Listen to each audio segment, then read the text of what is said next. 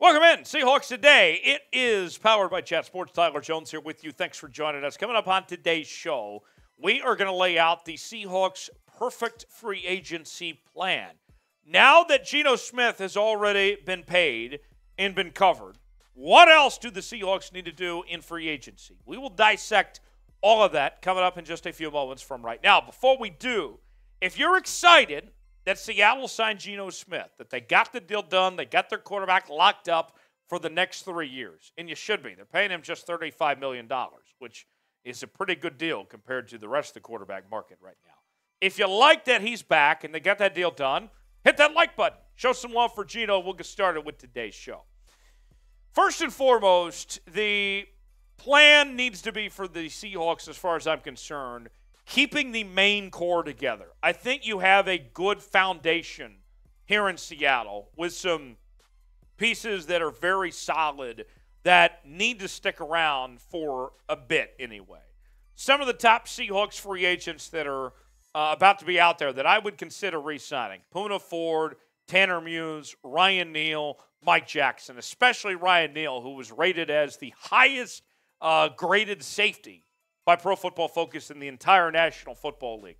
I know Jamal Adams is supposed to be healthy. Maybe you move him to linebacker, whatever it may be, but Ryan Neal needs to be back in a significant role next year. Other names to look at, our boy Godwin was terrific in the kick return coverage. I think his ceiling has really just kind of started to see what he could potentially do.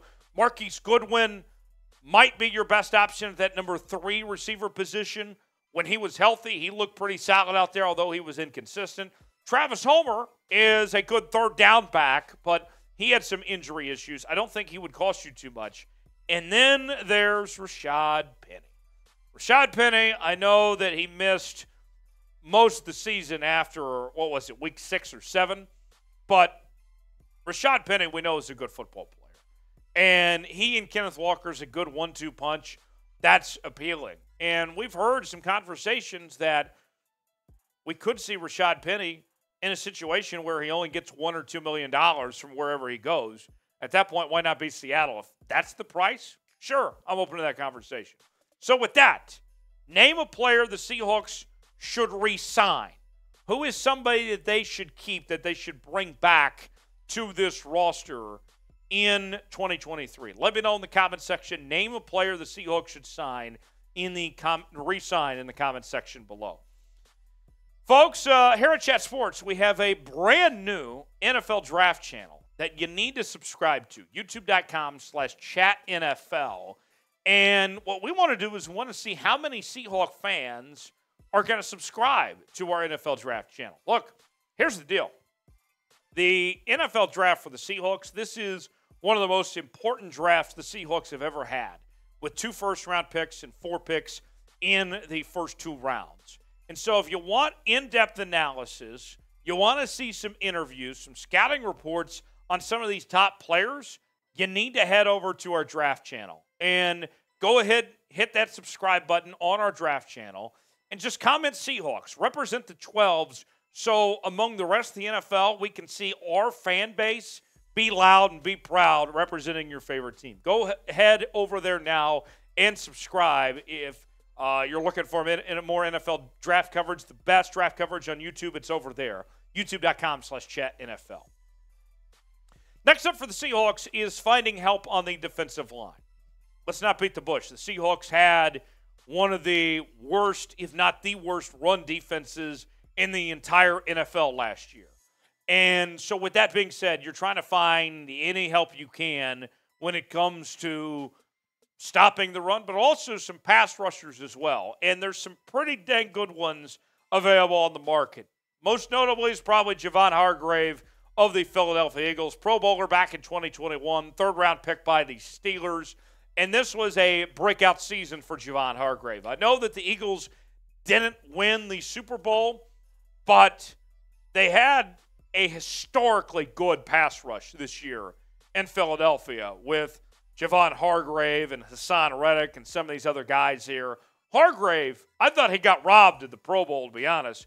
11 sacks, 10 tackles for loss, 1 forced fumble, 2 fumble recoveries. He was awesome. You'd love to have him in Seattle. that his price tag might be too high. Another guy that I think is more affordable for Seattle is Dre'Mont Jones from the Denver Broncos. Sounds like his range is going to be around $12 million. Denver, with all that money that they're paying Russell Wilson, doesn't really have the means to pay Dre'Mont Jones, which is why they ultimately decided not to tag him. And the best thing you can say about Dre'Mont Jones is the consistency, okay? He's had 3 straight seasons with at least 5.5 sacks. He's been really good. He's been dependable. He's been reliable, and he's been healthy. I like Dre'Mont Jones, and he should be considerably cheaper than Javon Hargrave is. So with that said, if you had to pick one to sign, and I'm not going to do the whole if all things are equal thing, because they're not equal here. Would you pay the extra money for Javon Hargrave, or would you pay the money as it stands for Dre'Mont Jones? Let me know in the comments section. Type JH for Javon Hargrave. Type DJ for Dre'Mont Jones. Let me know in the comments section below. JH for Javon Hargrave. DJ for Dre'Mont Jones. Folks, this is the channel for you if you love your Seattle Seahawks. We just reached a grand total of 35,000 subscribers on the channel this week. A terrific milestone we're certainly proud of, and we want to keep growing this channel. We want to keep bringing you the best Seattle Seahawks content on YouTube, okay? But let's keep on growing. Let's keep on doing this thing. Look, the next few weeks, we're in for a treat when it comes to free agency, trades, draft, all the news and rumors. You know we got it covered. Daily Seattle Seahawks videos, and it's free. Why would you not subscribe? Turn on notifications so you never miss a moment. YouTube.com/SeahawksTV to subscribe today for free. Next up is finding depth at the linebacker position. And I was talking to Jeremy Chuggs about this on our Seahawks Today live show earlier. And Chuggsy brought up a good point that when you look at free agency, that there is a lot of depth potential at the linebacker position compared to some of these other positions in free agency. A couple notable names. Tremaine Edmunds, the middle linebacker from the Buffalo Bills. You think about the Seahawks, Jordan Brooks is very good, and I'm a Jordan Brooks fan, but we don't know where his ACL injury is at. It might be a while before he could potentially return, if he returns at all next season. So if you could get Edmunds to pair up with Jordan Brooks, that could be a very good 1-2 punch, potentially speaking. Adam Schefter reports that the Bills are not expected to re-sign Edmunds, where things stand right now for the 2-time Pro Bowler as far as it goes. And then, of course, the obvious name that I think we've talked about a lot here the last couple of weeks is Bobby Wagner, right? Bobby Wagner, 6-time Pro Bowler, 8-time or 6-time first-team All-Pro, 8-time Pro Bowler, Super Bowl champion with Seattle. And we can all humbly say it was a mistake by the Seahawks to cut Bobby Wagner last offseason. And he did not lose a step. He did not miss a beat on that Rams team last year, despite the Rams taking a significant step back, having the worst Super Bowl hangover ever. It wasn't because of Bobby Wags, okay? Bobby did his part, and it became such a point of frustration that he wanted out because he wanted to be a part of a contending team. Look, I'll be honest, I don't know if the Seahawks are a Super Bowl threat per se, but we already know they were a playoff team last year, and they're a hell of a lot better than the Rams. And the Seahawks have a need at the linebacker spot. I would love to see Bobby Wagner back in Seattle. Bobby, come back. What say you? Bobby came can back all on me. Can you blame it all on Pete? Is that how that goes, Jeremy? Or blame it all on John? Should the Seahawks bring back Bobby Wagner? Y for yes, N for no. What do you think? Would you like to see Bobby Wagner back in Seattle? Probably wouldn't be cheap. And there would probably have to be a few apologies. Baby, I'm sorry. You know, something like that. Whatever it may be. Let us know in the comment section. Y for yes, N for no if the Seahawks should bring back Bobby Wagner. Next up, finding help on the interior of the offensive line. We already know that the Seahawks are shorthanded at the center position with Austin Blythe retiring. Although, I'll be honest, I would have looked for better options than Austin Blythe anyway if he was coming back. And then the guard positions need a lot of help. You got your book in tackles, but you need help in the interior.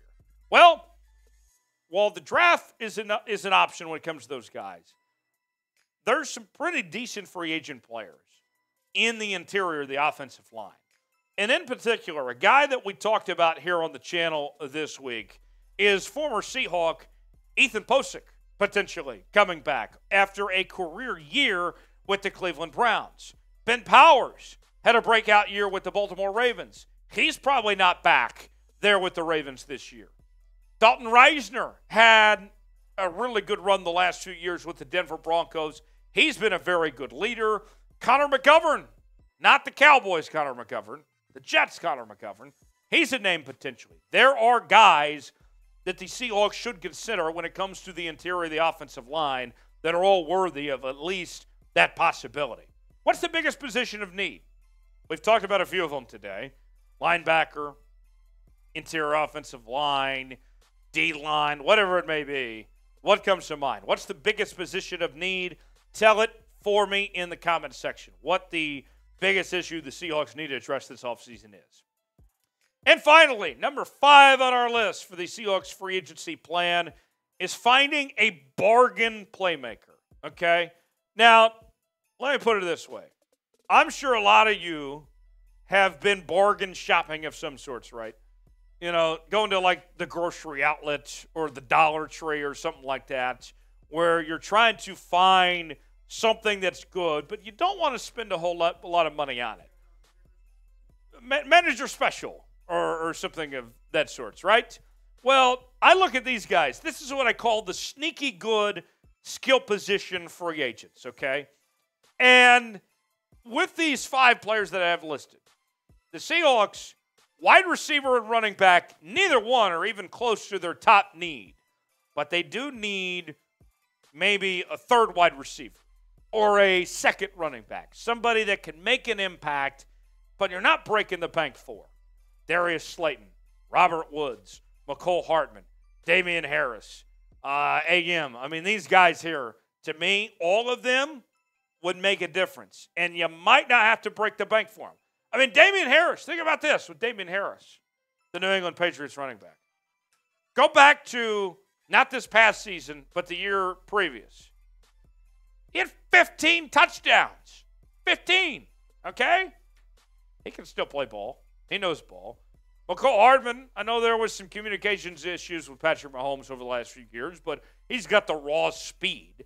So if you can just potentially save some money and find those sneaky good skill position players, that can go a long way of building a championship caliber roster like what John Schneider wants to do. Name a player the Seahawks should sign in free agency. We've talked about a few names today. Who comes to mind? Who's the player that you're looking at and you'd like to see the Seahawks sign? Let us know in the comments section below who that player is. Also, check out our draft channel. Subscribe there as well. YouTube.com/chatNFL for the latest happenings getting closer to the NFL draft. Very important draft for the Seahawks. Free agency, it's somewhat important, but the draft is where the Seahawks are building their future. You can interact with me on social media, Twitter, Instagram, and Facebook at Tyler Jones Live. I'll see you next time right here on Seahawks Today. Thanks for joining us.